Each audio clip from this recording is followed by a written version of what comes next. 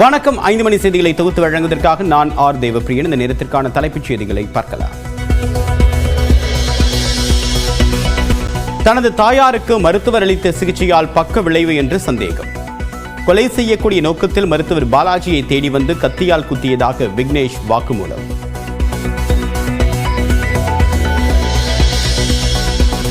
மருத்துவரை கத்தியால் குத்திவிட்டு சர்வ சாதாரணமாக நடந்து சென்ற விக்னேஷ் பிடித்து தாக்கிய கிண்டி மருத்துவமனை ஊழியர்கள்.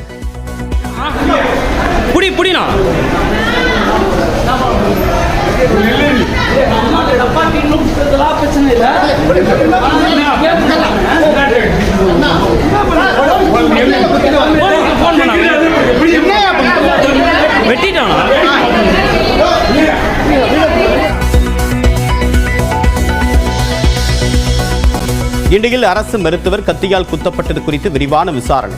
இதுபோன்ற சம்பவங்கள் எதிர்காலத்தில் நிகழாமல் தடுக்க நடவடிக்கை என்று முதலமைச்சர் மு க ஸ்டாலின் உறுதி.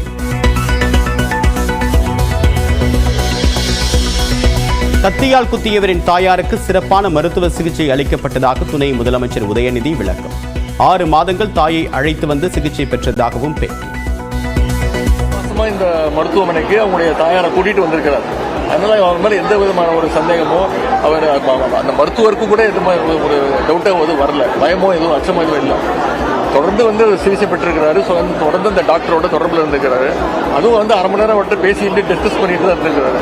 அதனால இது தவிர்க்க முடியாத சம்பவம். இனிமேல் இது மாதிரி நடக்க முடியாது. தனியார் மருத்துவமனை மருத்துவர் சொன்னதை நம்பி விக்னேஷ் தாக்குதலில் ஈடுபட்டுள்ளார். விக்னேஷ் மீது தக்க நடவடிக்கை எடுக்கப்படும் என்று துணை முதலமைச்சர் உதயநிதி பேட்டி. தொடர்ந்து 6 மாசமா அவங்க தாயாரை கூட்டிட்டு இங்க வந்திருக்கிறார். இதே மருத்துவமனையில் அவங்க தாயாருக்கு மருத்துவம் பார்க்கப்பட்டிருக்கு. அதனால அந்த மருத்துவரோட அரை மணி நேரம் பேசிட்டு வேற ஒரு தனியார் மருத்துவமனையில போய் அந்த மருத்துவர் சொன்னதை கேட்டுட்டு இது மாதிரி ஒரு முடிவு எடுத்திருக்கிறாரு. இது ஒரு கோவத்தின் காரணமாகவும் ஆத்திரத்தின் காரணமாக எடுத்திருக்காரு. ஆனா கண்டிப்பா சட்டப்படி நடவடிக்கை எடுக்கப்படும். இனிமேல் இது மாதிரி நடக்காம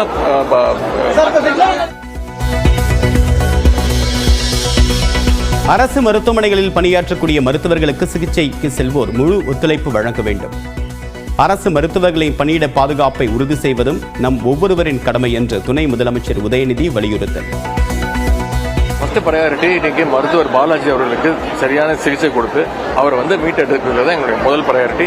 அனைத்து மருத்துவர்களுக்கும் தகுந்த பாதுகாப்பை இந்த அரசு கொடுக்கும். கத்திக்குத்துக்காலான கிண்டி கலைஞர் மருத்துவமனை மருத்துவர் பாலாஜி நலமாக உள்ளார். நேரில் சந்தித்து குடும்பத்தினருடன் பேசினார்.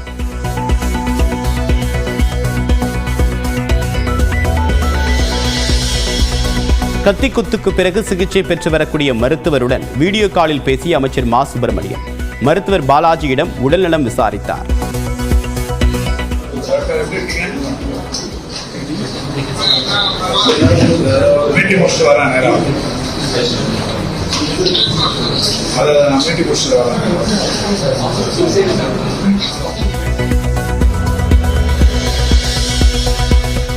அரசு மருத்துவமனையில் பட்டப்பகலில் நடந்த மருத்துவர் மீதான தாக்குதலுக்கு அதிமுக பொதுச் செயலாளர் EPS கண்டனம். தமிழ்நாட்டில் மருத்துவர்களுக்கு உரிய பாதுகாப்பு வழங்க அன்புமணி, எல் முருகன் உள்ளிட்ட தலைவர்கள் வலியுறுத்தல்.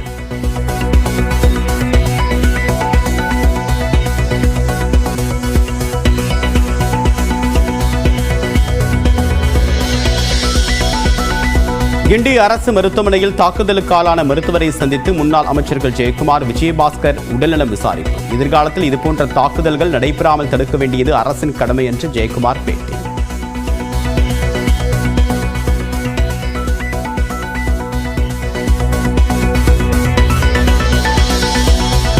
மருத்துவர் மீதான கத்திக்குத்து சம்பவம் எதிர்பாராத ஒன்று என்று கிண்டி மருத்துவமனையில் ஆய்வு செய்த காவல் கண்காணிப்பாளர் அருண் பேட்டி.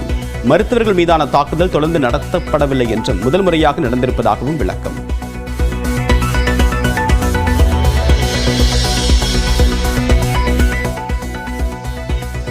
சென்னையில் கனமழைக்கு வாய்ப்பில்லை. 1 வாரத்திற்கு மிதமான மழையே பெய்யும் என்று வானிலை ஆய்வு மையம் தகவல்.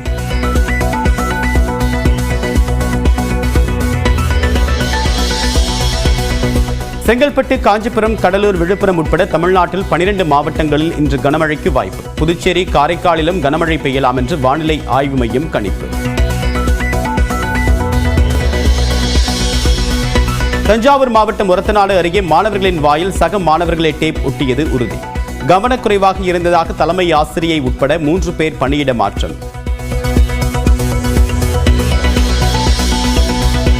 பாஜகவுடன் அதிமுக கூட்டணி இல்லை என்பதில் தெளிவாக இருக்கிறோம். அதிமுக பொதுச் செயலாளர் எடப்பாடி பழனிசாமி புதிய விளக்கம். தெளிவா நான் சொல்லியாச்சு. நாடாளுமன்ற தேர்தல் இருக்கும்போதே நடக்கின்ற பொழுதே கட்சியினுடைய தலைமை அலுவலகத்திலும் சரி, பல்வேறு ஊடக பேட்டியிலும் சரி, பத்திரிகை பேட்டி கொடுக்கும்போது தெளிவாக சொல்லிட்டேன். சட்டமன்ற தேர்தலும் போது பாரதிய ஜனதாவுடைய கூட்டணி இல்லை என்று சொல்லப்பட்டு விட்டது. எனக்கும் விஜய்க்கும் இடையான பாசம் துளிக்கூட குறையவில்லை. ஆனால் தமிழக வெற்றிக் கழகத்தின் கொள்கை கோட்பாட்டில் முரண்பாடுகிறோம் என்று நாம் தமிழர் கட்சியின் சீமான் பேட்டி. எனக்கு என் தம்பிக்கு இடையில அண்ணன் தம்பி உறவுங்கிறதுல பாசத்துல எனக்கு துளியும் இல்லை, அன்புல குறையில. ஆனால் கட்சியினுடைய கோட்பாட்டு கொள்கையில நாங்க முரண்படுறோம். எங்களுடைய கோட்பாடு அது.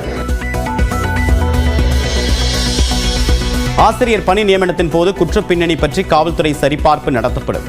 உயர்நீதிமன்றத்தின் ஆலோசனையை ஏற்று தமிழ்நாடு அரசு தகவல்.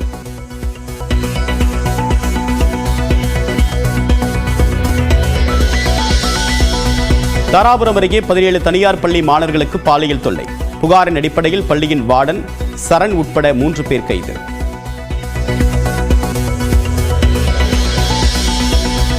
சிவகங்கை கூட்டுக் குடிநீர் திட்டத்தை செயல்படுத்த விதிக்கப்பட்ட இடைக்கால தடையை நீக்கி உயர்நீதிமன்ற மதுரை கிளை உத்தரவு. பல கோடி ரூபாய் செலவழித்து மக்கள் நலத்திட்டம் செயல்படுத்தப்படுகிறது என்று நீதிபதிகள் கருத்து.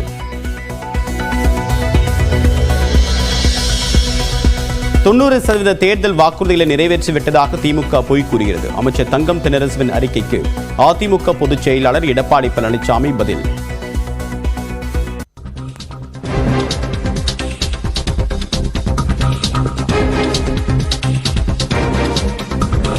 மருத்துவரை கத்தியால் குத்திய விக்னேஷின் தாயார் உருக்கமாக பேட்டியளித்திருக்கிறார். அந்த பேட்டியை தற்போது பார்க்கலாம். என் பையன் என் மேல பாசம் சார், சொல்ல தெரியாதவன். சண்டை போட்டா கூட வீட்டுக்கு வந்துருவான். அந்த மாதிரி கேரக்டர் அவனும் ஆர்ட் பேஷண்ட் 6 கூடாஞ்சேரியில வேலைக்கு போனான். அங்கேயே விழுந்துட்டான். SRM அட்மிட் பண்ணாங்க.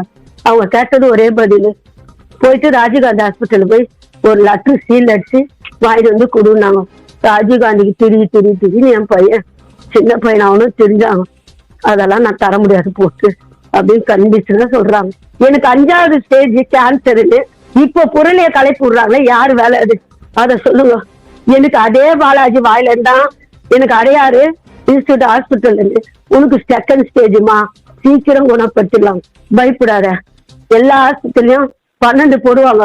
நாங்க உங்களுக்கு 4 போட்டு உன்னை நான் குணப்படுத்துறேன். என்கிட்ட பணம் இல்லை, வெளியே வந்துட்டேன். நான் பணம் வச்சிருந்தா நான் கவர்ல பார்த்துருப்பேன். அடையாறு இன்ஸ்டியூட் ஹாஸ்பிட்டல் அந்த அளவுக்கு எனக்கு வருமானம் இல்லை. அதனால நான் பணாண்டிட்டேன். 12 அவர் சொல்றாரு, என்ன 1.5 மாசம் அட்மிட்ல. மனசு ரொம்ப வருத்தம் ஆயிடுச்சு. அவனுக்கு நிச்சயமாக மாத்த முடிப்பா, மூச்சு நான் பாதி பழக்கிறேன், நீதி மாட்டி விட்டுப்பான்னு. என் பையனுக்கு நீங்களே சோறு கூட சாப்பிடு. ரொம்ப கஷ்டப்பட்டாங்க. ஆனா அவன் எவ்வளவு கஷ்டப்படுவான் நான் பக்கத்து வீட்டுல இருந்து கூப்பிட்டுருவேன். விக்னேஷின் தாயார் அளித்த அந்த பேட்டியை தற்போது பார்த்தோம்.